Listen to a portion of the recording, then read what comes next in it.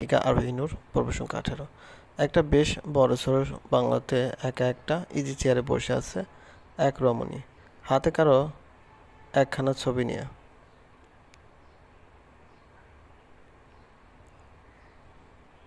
বারবার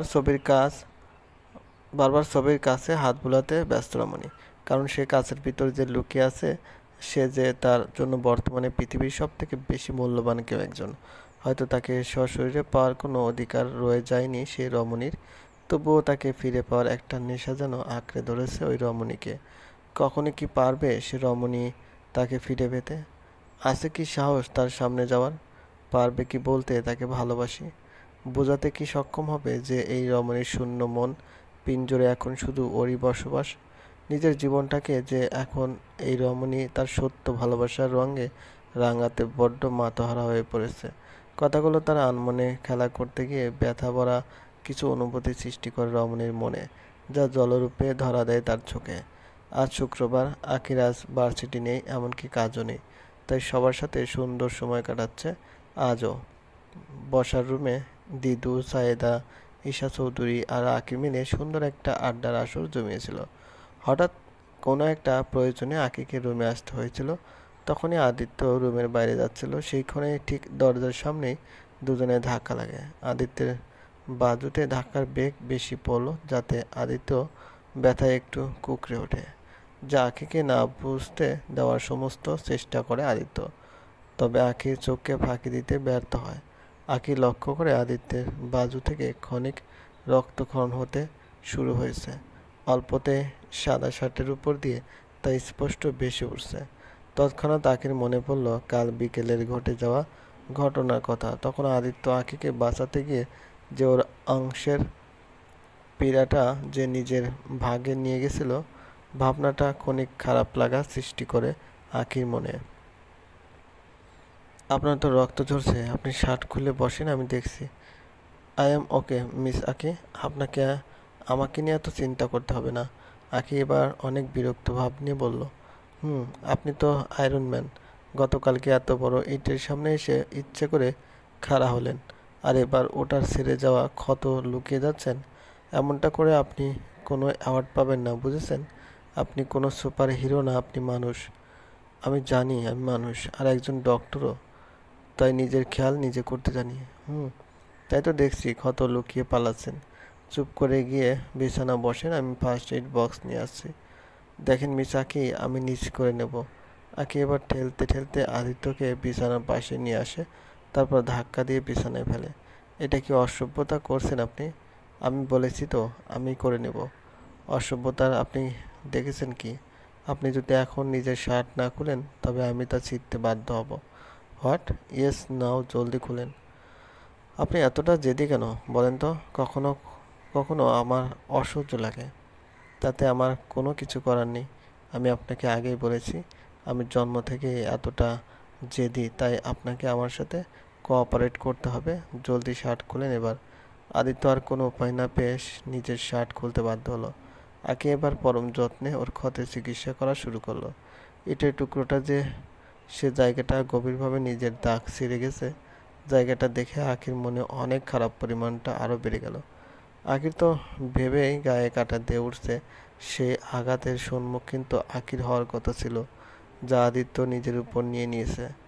আঁকির সাথে কোনো সম্পর্ক থাকা না সত্ত্বেও আদিত্য এমনটা করতে দুবার ভাবল না।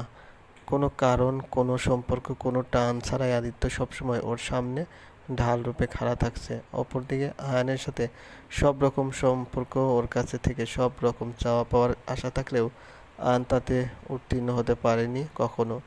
কখনো আঁকির সামনে ওর ঢাল রূপে আসেনি আয়ান। জীবনে যে এই সংগ্রামগুলো নতুন না আঁকির জন্য, আরও সংগ্রাম করেছে আঁকি, তবে আয়ান কখনো সেগুলোতে সাথে থাকেনি। না গতকাল থাকলো, তখনও তো আয়ান আঁকির পাশে ছিল, তবে কি একবারও প্রয়োজন মনে করলো না আঁকির পাশে দাঁড়ানো? যা কখনো হয়নি তা আবার নতুন করে কোথা থেকে হওয়ার আশা করা যায়?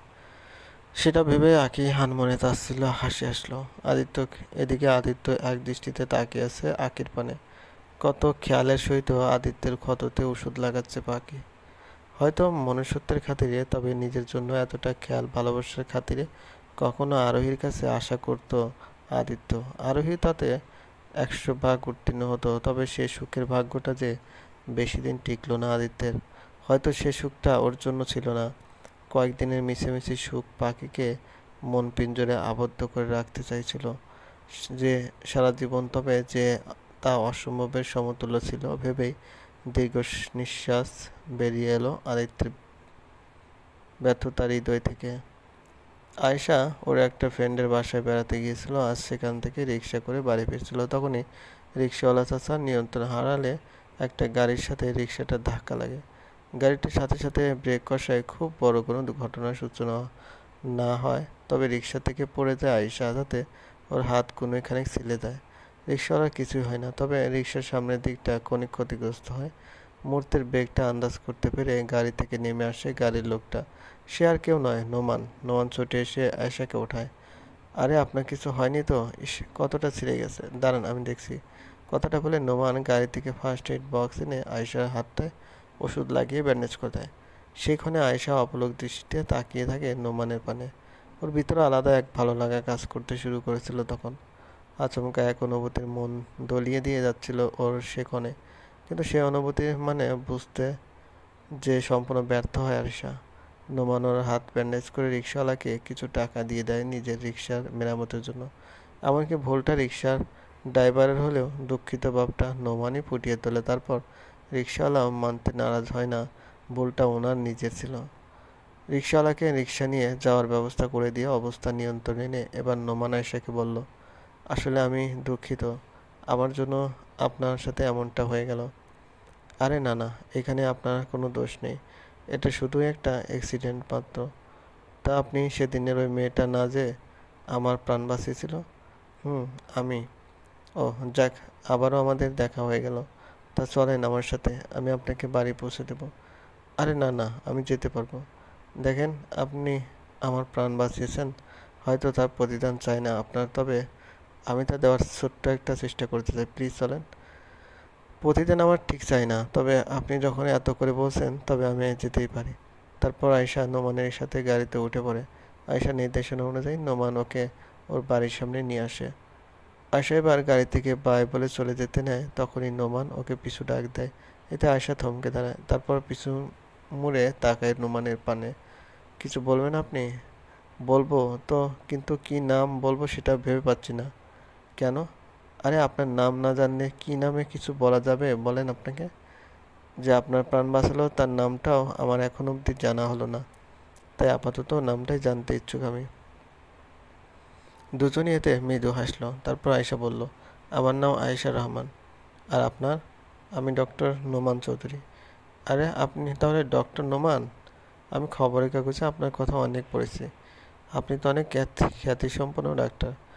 দোয়া করবেন আমার জন্য। অবশ্যই। তবে আসি। ঘরে আসবেন না? আজকে তারা আছে, অন্যদিন আসার চেষ্টা করব। আশা করি দেখা হবে আবারও। আজকে না হয় আসি। নোমান চলে গেল। তারপর আয়শা লজ্জাভরা একটা হাসি দিয়ে ঘরের পানে পদার্পণ করলো। এদিকে হাসপাতালে আয়ান একজন রোগীকে দেখছে, আর আদিত্য একটু পরে ওনার সার্জারি করবে। সে তো আয়ান রোগীটির কিছু রিপোর্ট আদিত্যের কাছে নিয়ে গেল। May I come in doctor Aditya? Oh doctor Ayan, please come. তা আপনি? কেন, আই সিট? Yeah sure. এই যে সানজিদা আজমের জরুরি রিপোর্টগুলো, আপনি তো একটু পর ওনার সার্জারি করবেন, সো তার রিপোর্টগুলো আপনি অন্যকে দিয়েও পাঠাতে পারতেন ডক্টর আয়ান। নিজে কষ্ট করে আসার মানে জানতে পারি? হতবাক দৃষ্টিতে আদিত্যের দিকে তাকিয়ে আয়ান বুঝতে সক্ষম হলো যে আয়ান ওর মনোভাবটা অনেকাংশে বুঝে নিতে পেরে গেছে। এবার আয়ানকে কোনো কিছু বলার সুযোগ না দিয়ে আদিত্য আবার বলে উঠল, এত ভাবার কিছু নেই ডক্টর আয়ান।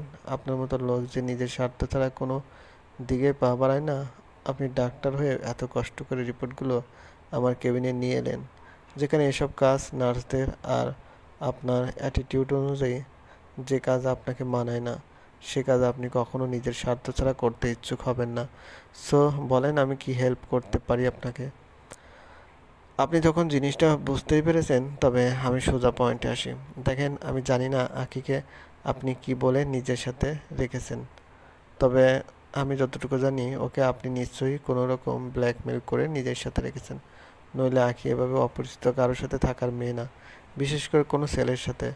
কথাটা শুনে আদিত্য তাচ্ছিল্য হাসলো খানিক, তারপর বলল, আসলে আপনি আকিকে ভালোভাবে কখনো জানতে সক্ষম হলেন না ডক্টর আয়ান।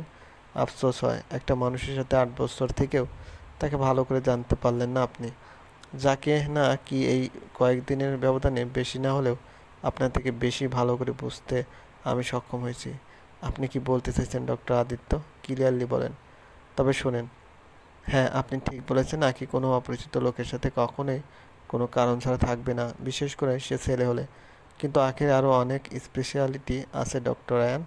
এর মধ্যে একটা স্পেশালিটি হলো যে আকিকে কেউ কখনো ব্ল্যাকমেল করতে পারবে না। আকি তো আখি, ও যা চায় তাই করবে। কখনো ওর ইচ্ছার বিরুদ্ধে একটা ছোট কিট মারতেও তাকে বাধ্য কেউ কখনো করতে পারবে না। আপনার মনে হয় না আপনি আকিকে নিয়ে একটু বেশি কৌতূহলী দেখাচ্ছেন? আমি কৌতূহল দেখালে তা মোটেও মন্দ হবে না ডক্টর আয়ান, বরং আমার তো মনে হচ্ছে আকিকে নিয়ে আপনার কৌতূহলটাই বেশি, যে জায়গাতে সেটা আপনাকে এখন আর শোভা দেবে না। আমি কাকে নিয়ে কৌতূহল দেখাবো সেটা একান্ত আমার ব্যাপার ডক্টর আদিত্য, সেখানে আপনি নাক না গলালেই খুশি হব। গুড। তবে আপনি আপনার কৌতূহল নিয়ে পড়ে থাকুন, আমাকে জ্ঞান দিতে আসবেন না। আমি জানি আমি কি করছি আর আগামীতে কি করব। আমিও এখন আর বেশি কিছু বলতে চাই না ডক্টর আদিত্য, জাস্ট এটা বলতে চাই, আঁকি থেকে দূরে থাকবেন, নয়তো পরিণাম ভালো নাও হতে পারে আপনার জন্য। রেগে মেখে উঠে চেয়ারটা ধাক্কা দিয়ে সরিয়ে কেবিন থেকে প্রস্থান করল আয়ান। আদিত্য স্বাভাবিক প্রতিক্রিয়ায় বসে রইল, তবে মনে মনে বলে গেল কিছু কথা। আপনি যাই করেন না কেন ডক্টর আয়ান, আকিকে আর দ্বিতীয়বার দুর্বল করতে সক্ষম হবেন না আপনি। আমি বেঁচে থাকতে তা কখনোই আপনার দ্বারা সম্ভব হতে দেব না। রাত তখন 12টা। আয়ান মাত্র ঘরে প্রবেশ করছিল, তখনই চিৎকারের শব্দ ভেসে এলো মাহির রুম থেকে। মাহি বাঁচো বাঁচো বলে চিৎকার করছে। আয়ান ছুটে গেল রুমের পানে, তখনই আয়শা আর মীরা রহমানও ছুটে এলেন সেখানে। ঘরটা অন্ধকার থাকলে আয়ান ঝটপট লাইট জ্বালিয়ে দেয়। তখন আয়ান দেখতে পায় মাহির উপরে একটা ছেলে ওর সাথে জবরদস্তি করতে চাইছে। মাহি চিৎকার করছে আর ছেলেটা বলছে, কি হয়েছে আয়শা বেবি, এমন করছো কেন? তখনই লাইট অন হলে ছেলেটা মাহিকে দেখে হতবাকময় প্রতিক্রিয়া দেয়।